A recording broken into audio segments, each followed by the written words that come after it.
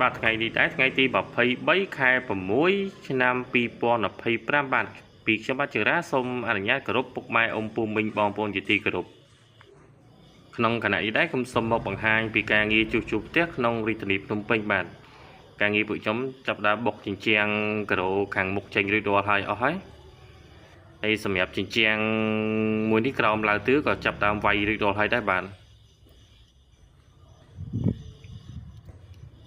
នៅចង្ក្រានបែកខាងក្រោយកោះការ៉ូឲ្យអស់ហើយចាប់ដើមលោកដីសម្រាប់ការងារចាក់ធ្នឹមសម្រាប់ខាងក្រោយនេះម្ចាស់ផ្ទះគាត់សំណូមពរបន្ថែមលូ2កង់ទៀតបាទ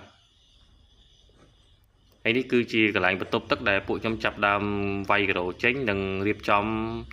ពង្រីកបន្ទប់ទឹកឲ្យធំជាងមុនបាទ